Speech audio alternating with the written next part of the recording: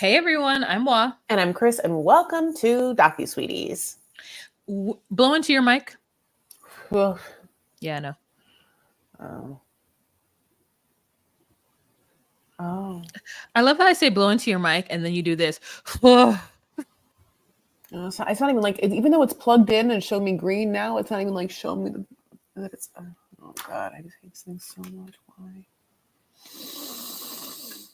This is why all the other podcasters have like a thing that goes over their head and holds it there. I guess whatever the fuck did they do? Yeah. What thing that goes over their head? That Like, holds it I there? feel like every time you see like a podcaster like on a professional one, like in like their home studio, they always have like a mic that's like being held by like a robotic arm right over here. You know what I'm saying? Mm-hmm. All right, should we try that again? No, unless it's because you have it up. Or is it facing you? Is Yes. Is your mic this way or is it this way? Oh, now it should be working. There we go. Yeah, that's it. Can you believe it? I'm like, blow into the mic and you're like, oh. Everything would blow. I know. It's like a child that doesn't know how to blow a stick. Like, yeah, the candles out of like a birthday. You're like, blow them out. They're like, yeah. That's not how you blow. Okay. Hey everyone, I'm Wa. And I'm Chris, and welcome to the DocuSweeties. We're two longtime friends who discuss the riveting and sometimes trashy world of reality TV and docuseries. Yes, but through our own lens, which is sometimes not even on. Our lens isn't on. Sometimes we think it's on, it's not on. We blow into our lens, and it's a little dirty, but it's still, you can't see through it. But in the day, hopefully mildly sweet, like a friend who tells you, hey, babe, check your lens. Check it again. So what we're talking right now is Love is Blind Habibi, season 1, episodes 9, and the reunion. So let's just get through 9 real quick. Yeah, I can do it real fast, honey. It's a no from Asma. Then Safa and Muhammad come and say yes. And then she got a dress that she likes. And they had those pod tattoos, and her mom cries about her. And then Muhammad has his his brother Mahar there, and everyone's so excited. The sheik gets to do something. The sheik finally gets to be put to use. That sheik, useless sheik. That's what they would call him. But the thing is, though, is that I knew when they got those tattoos, I was like, oh, there's no way she's saying no. She's 10 toes down in this shit. Like, yes, matching tattoos. And that's totally his thing. I mean, she has a tattoo here and she has something else somewhere else. But I'm like, he has the whole Taj Mahal on his leg. Yeah, absolutely, honey. So they say yes, and everyone's so excited. And then Dunya and Shafiq come, and Rima, her sister's there, and she's like, Rima is like older than us, and Dunya, and like, I don't understand what a spectrum, that mom had. But Rima has been through it, and Dunya, hasn't been through anything. So Dunya's sister is basically like, don't make a bad choice, because you know who's going to suffer the most? Mom. And you better think about mom the entire time, because I'll tell you one thing, mom hates me, doesn't care about me, and I don't care about mom. So one thing mom knows is that mom's only got you. So everything now in your life has to be for mom's sake, because I got rid of the bitch and you didn't. I'm just saying, every time I didn't, I fast forwarded it. So that's what happened? No. Oh, okay. That was so exciting if it did. No. Well, I mean, the thing is that, like, can you imagine if, like, is there a lot of people that, like, don't know when I go on, like, a rant that's not true, that's not what happened? Well, I mean, it could be not true, but it could be the essence of what happened. You know what I mean? Yeah, that's kind of like what I do a little bit. That's my shtick. Yeah. But that's why I was thinking, is that the essence of what basically happened? Because here's the truth. They don't want to tell us what happened to her dad. It looks like her dad married her mom. They got divorced. And then he just went on and had an entirely other family. That's what it feels like. The way that he's not there, the way that they're like, we're broken because he wasn't there. I took care of Dunya. And the way listen, I'm going to say this. And there are so many people who are going to be disagreeing with me. Oh, no.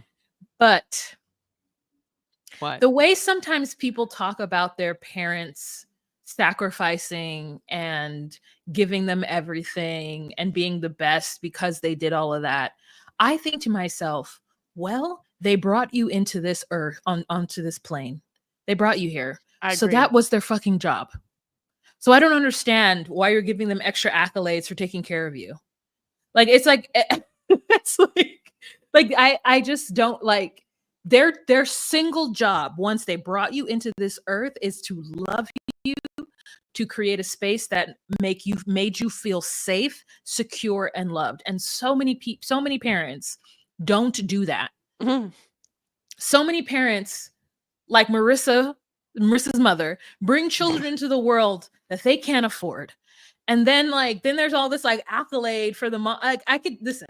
It's one thing if you had a husband, he went to war or he did something valiant and died, and then you had no support from anybody in the world, and it was just your mom really trying to hustle, and you saw that. But even that is traumatic for you. And so I don't know. I just, when people are like, I'm so grateful that my mother had me on her teat until I was 10, so that she give me the sustenance of her body, and I honor her because, of everything she's done. I'm like, well, she had a kid and that was her responsibility. And I know some circumstances come up where they, really, it feels like the father left him high and dry with no money.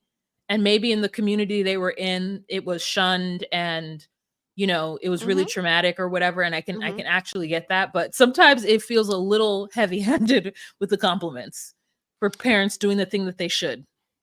I mean, I can understand where you're coming from. Absolutely. So basically, after the sister's like, don't say yes. Then she calls Shafiq and is like, hey, did we still doing the thing we decided to do? And he's like, whatever, God bless. And so they get married. Their marriage happens. They come down and they decide to not get married. And they were like, well, we decided to not get married. Agreed. We both agreed to not to do the thing. And it's pretty obvious because we hate each other. Just kidding. It's because we need more time and we're young. We're just young, dumb, and full of fun. That's like basically what happens. And it's boring. And yeah, you're right. Her dress was so bulbous in the front and they did cut it down a little bit. And this whole time they had this nice wedding planner, that they met with, and with a weird face. Well, she had, this is what she did, babe. She got a nose job. They made that nose too tiny for that woman's face. It's so interesting. It's like nose jobs are hard, like faces are interesting. There's like balance or whatever. But to me, it felt like it felt like they actually took a nose and was like, small, small, small, small. Like it literally looked like a small nose. And not even saying like, it just, the entire nose looked too small. I cannot describe it to you. I can't either. I can't either. I was like, what is happening with this lady's face? Like, I don't get. It's like, does she have a facelift? Like, also, I have a question. Does Asma have lip fillers? I think so. Yes. Okay. Especially when I saw her sister. Yes. Okay. You know who has the best nose job in the game, and I think of the whole cast, Yasmin. Anyway, okay, Yasmin's nose job is otherworldly. I don't even know how you can tell.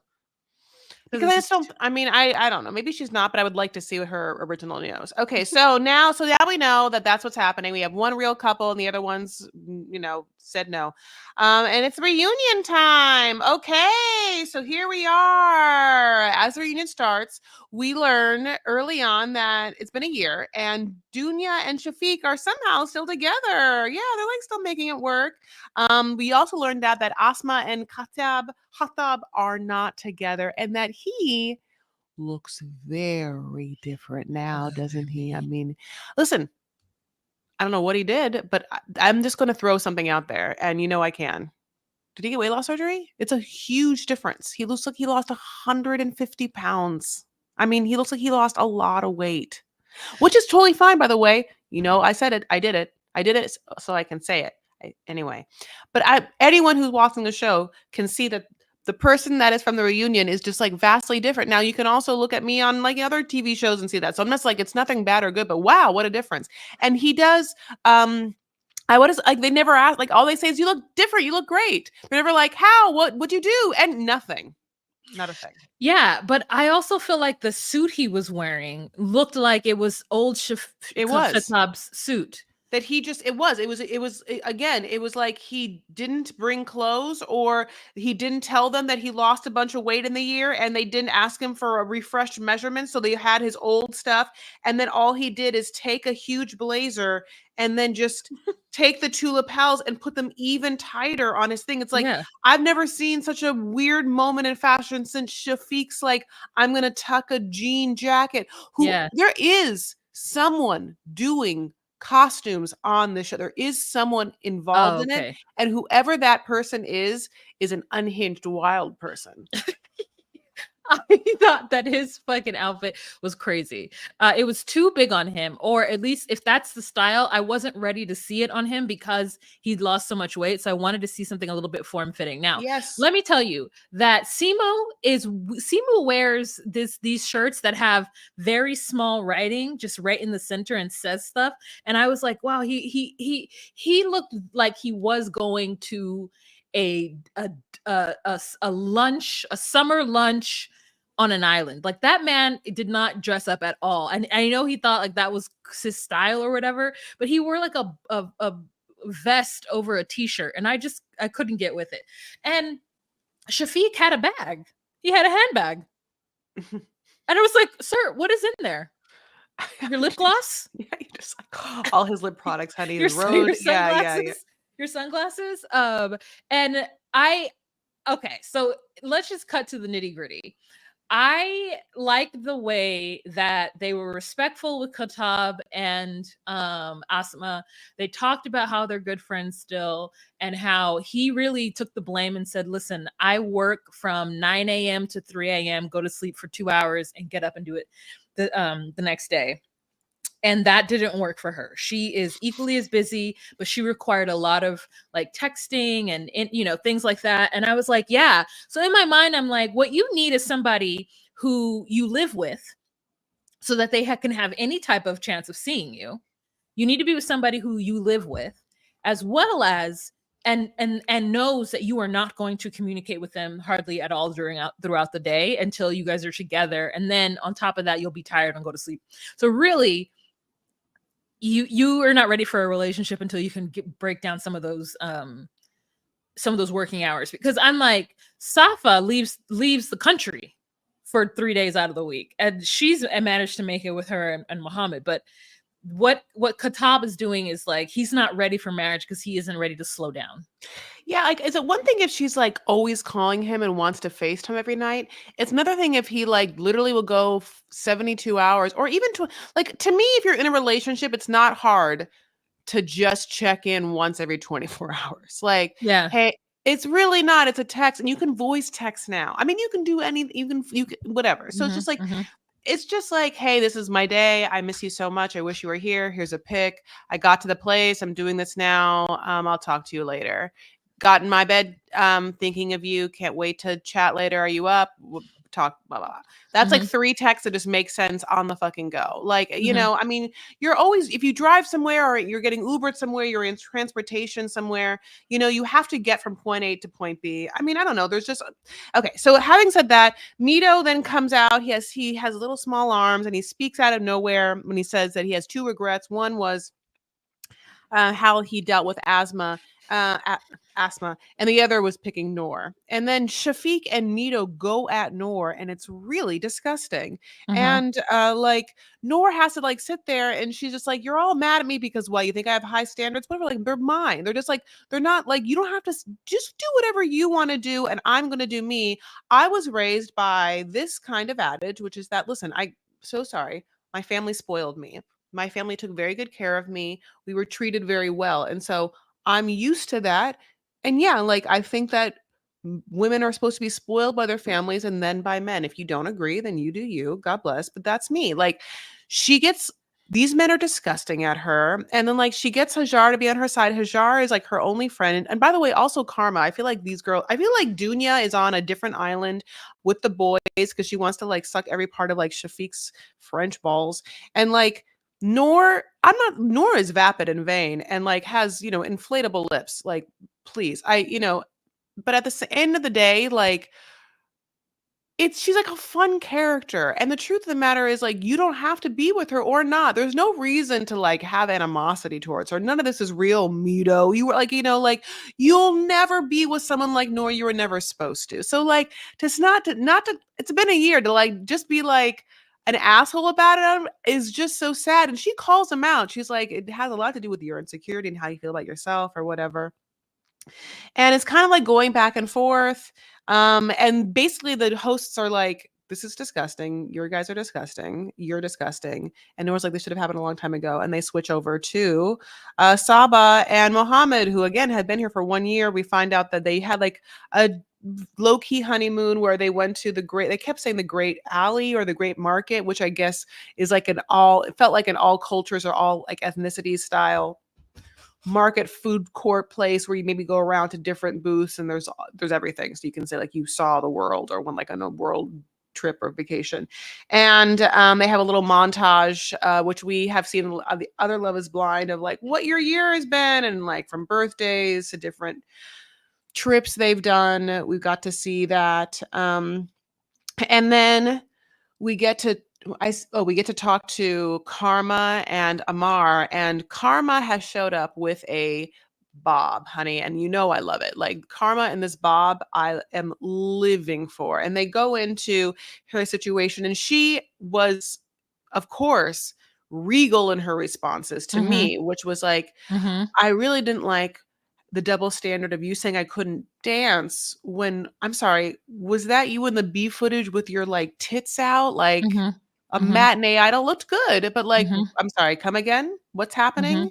And he stands 10 toes down on his like, no Arab man would ever allow a woman to dance, like the mayor of fucking Footloose. And then she's like, that's crazy in a generalization because like it's a huge Arab culture. Don't say that. And also it's a fucking insult to my father and my brothers, who I'm sorry, I'm their family. And they like, he like won't get over it. He's just like, he's so disgusting. And I feel like anyone that's on his side, which is Shafiq, and because of Shafiq, Mito, it's like this, it's such a sad trifecta of like weird alpha incel males or whatever the fuck it is. They're horrible. And like on the other side, I'm so thankful because I feel like Noor gets it and Hajar is like upset for how she's being portrayed. And then I feel bad because I'm like, maybe she is getting a lot of shit. She was portrayed whatever, but it was a weird situation because we loved when Hajar was like rolling eyes at these like asshole men or whatever, but sometimes she also like acquiesced to them and we didn't understand.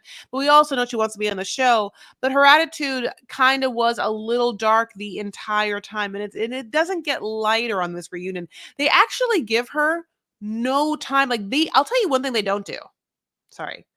They never just go down and are like, hey, so welcome to the Love is Blind reunion. Okay, let's go down. Everyone just like, what have you been up to? Hajar never gets to fucking say like anything. We don't know what's happening with Cookie's belly dancing. We know that she has a bob and that's it. Like this part of the reunion's crazy. Like, did you have that? And is it on the cutting room floor? Yeah. Yeah, they entirely let that argument against Noor go on too long. Yes. And then when the host is finally like, this is disgusting, it's too late to where even Noor is like, you should have been said this. Like, I don't understand like what's going on now. And they were like, oh yeah, we all know that she went with Mito only to get to the resort, which is true. And we all know that that's what she did. Like, because she wanted to get there. And so did Hajar. Yeah. She did the same thing. And so it felt like it was like shit on Noor day, and it went on for too long. And the high-fiving and of like, yeah, Also, yeah, Amar is a very big double standard when it comes to that, because she wasn't asking to dance in the streets. Yeah, and then he was on camera dancing at Mito at the guy's bag, doing dabke and like whatnot. So like, what do you mean you don't want a woman who did? And then he says, well, it was a little problem, and the fact that she wanted to let me go over one little thing. And then they did something shady where they cut to him in the pods talking about how he's so open and he'll never let go and he'll very much compromise. He'll do all of these things. And then 100% didn't do that when the woman said she liked to dance. was like, I can't accept this in a wife. Like, it's like everyone's like, oh, she broke up with him because so she could dance. That's so stupid. And I'm like, no, it's not. It would be like somebody telling me like, oh, I don't like a woman who sings karaoke. Yeah. I can't be, that's my hard line. And I'm like, great. Well, that's also my hard line, is I don't want to be with a man who wouldn't let me sing karaoke. Yeah. You know what I mean? And karaoke, you could arguably say, is a little bit more public because I'm in a bar and I'm in a, like, you know, karaoke surrounded by drinking and, like, you know, poor behavior or whatever. But like, she's just saying she wants to maybe take a dance class. She's not saying that she wants to go on the street and put out a bucket for money.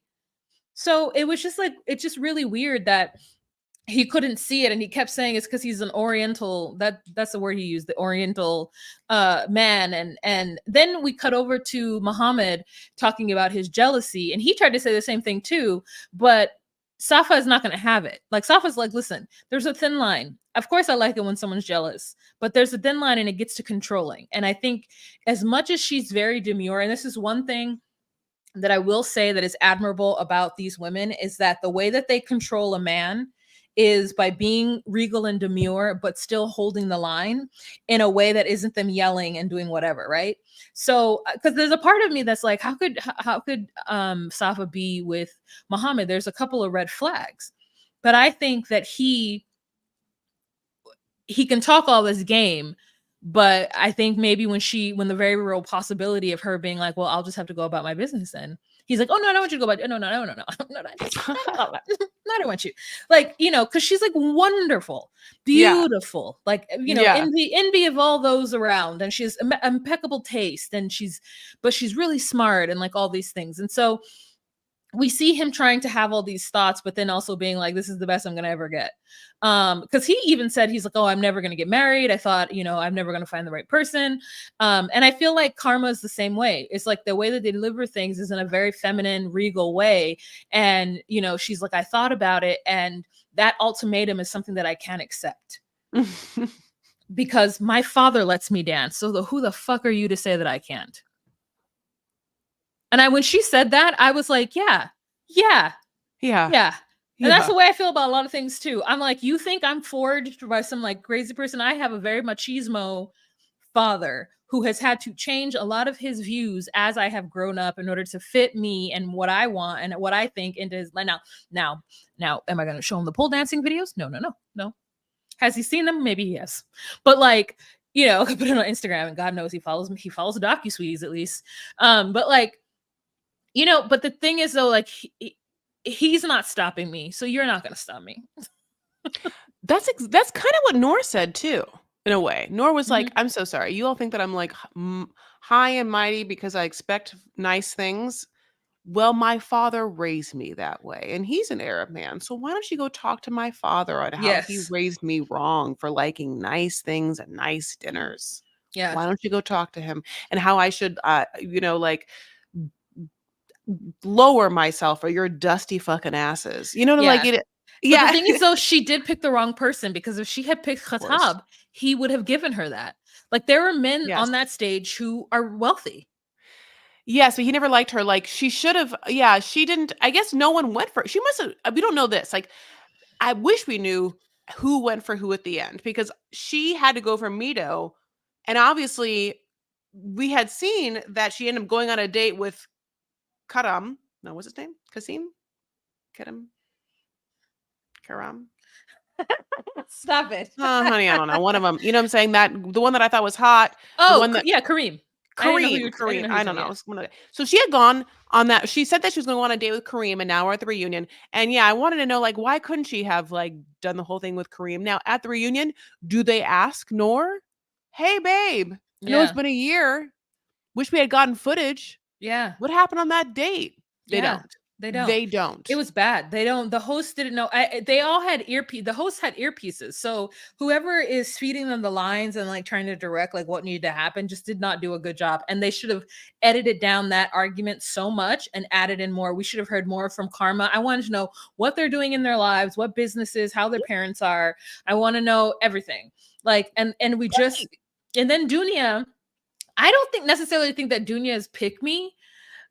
I think that she tries to explain away her bad behavior when it comes to Noor. It's like everyone is like, oh, Dunya is so natural and Noor is not. Like there is a definite judgment of Noor and the way that she presents herself.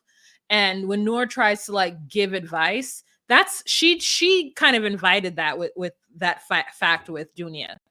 Yes. Like She was a bitch to Dunya with all her like, anyone will be really jealous if a Noor came in. Is very like that. yeah. She's. I mean, yeah, she was a bitch, so she gets Dunya. But like, I don't like men yelling at her. That's why I Yeah. feel different. Yeah. It feels petty.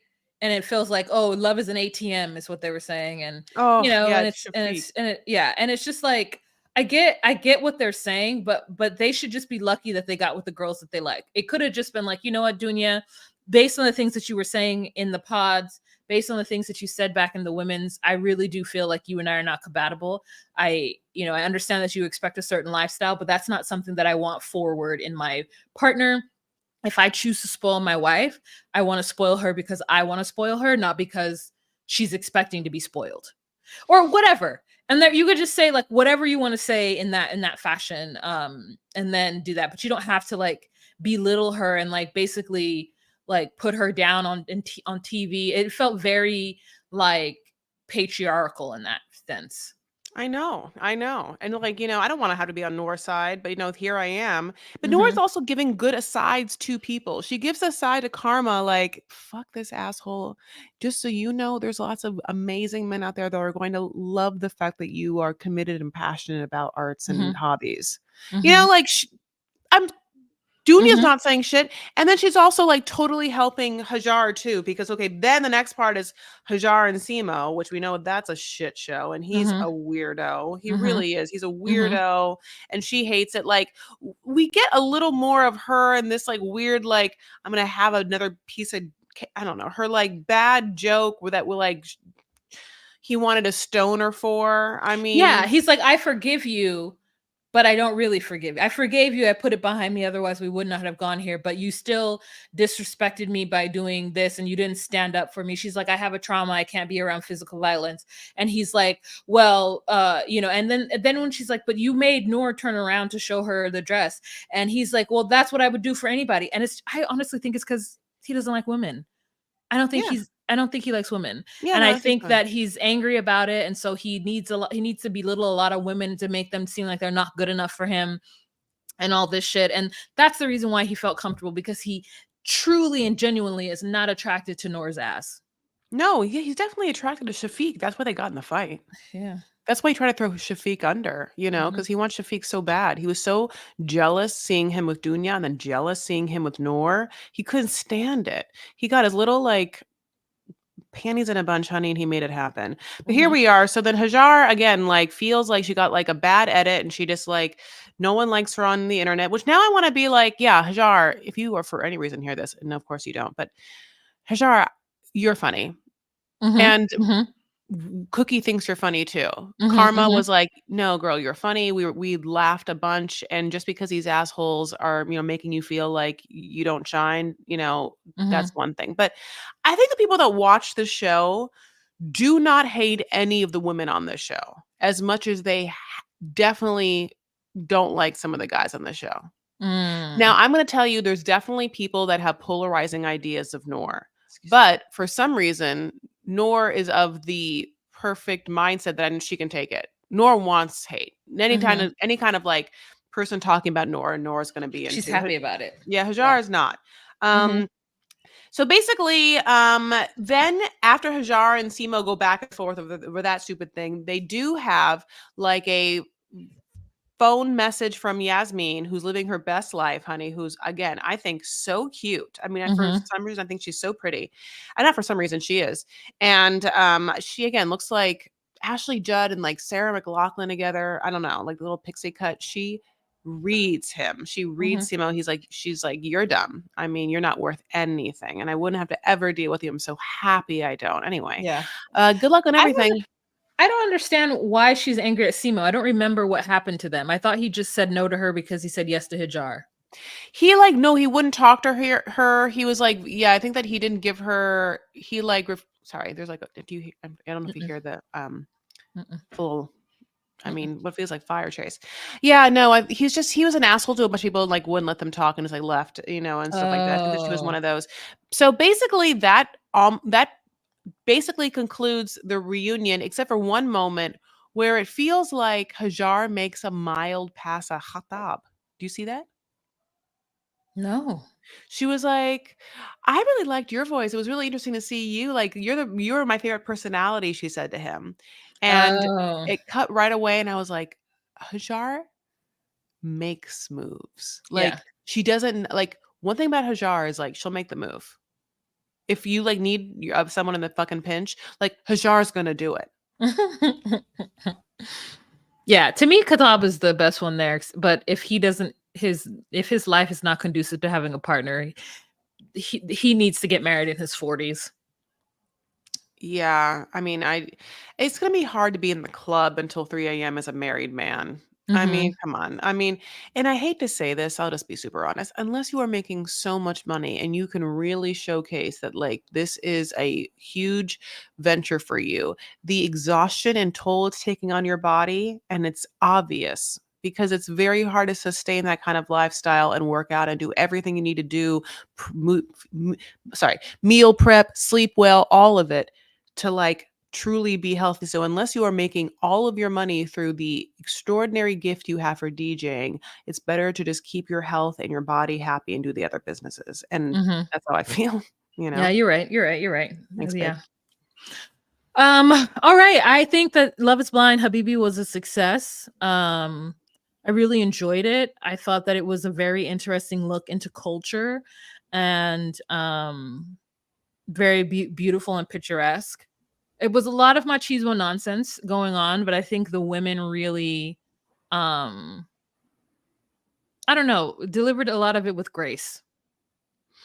I wonder if they'll do a season 2. I wonder if they would do it in Dubai. I want, like it's a lot of questions. Yeah, like I really wish again that they had talked more about religion and stuff. Like I remember them bringing up like I think there was one question once to someone like, "Would you have more than one wife?" I think it was to Simo or something, like those would have been, I don't know, very intense, interesting conversations, especially for someone like us on this Western side of life who would like never be able to like ask questions about that. Or the differences of religion. They're all, of course, like Muslim, but like, aren't some of them Sunni and some of them Shiite? I don't know, but like, how come no one asks those questions in there? And how do they, unless they already know because, and they just, it's not a problem, or I don't know.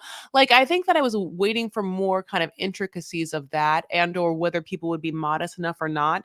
It was always interesting to me they never asking those questions is why I brought up when Shafiq said something about Dunya being dressed in her like traditional Moroccan wear and he mentioned liking having her being more covered. I was confused like, oh, is that uh, that's a want of yours? Like we never talked about that. Anyway, having said all of that, I I it was yeah, a, you know I I see what you're saying, but I think though that this was not made for the Western gaze and not yeah. GAYS. It's made for it. I It's not made for us. So like there's going to be those things that we're curious about because the producers aren't probably American and probably don't know that we as Americans would want to be like, what? What I tell you? You know what I mean? Like I think if we were to also watch like a Korean one, the Korean one, like we'd be like, oh, I have so many questions about Korean culture that they just wouldn't explain because people would know. yeah. I can, yeah, that makes sense. We certainly did it though. This is halas. Halas, we're finished. Halas, we're done. That's how they say it. That's your word, and you can remember. Halas. Mhm. Okay? We're done. We're finished. This has been Love is Blind Habibi season 1. This was the combo episode of episode 9 and episode 10, the reunion. We love you guys and thank you so much for listening. And if you want more, you can get it. And this is how. We'll give it to you. It's on our social medias. We are at DocuSweeties on Instagram, at DocuSweeties on TikTok, at DocuSweeties1 on X. We have a Facebook group, the DocuSweeties Podcast Facebook group. We are on YouTube. Please go subscribe, like, and also give us 5 stars wherever you listen to podcasts. And then also consider giving us money. I mean, we would love some money. Love is Blind ATM. We're a bunch of Noors. Yeah.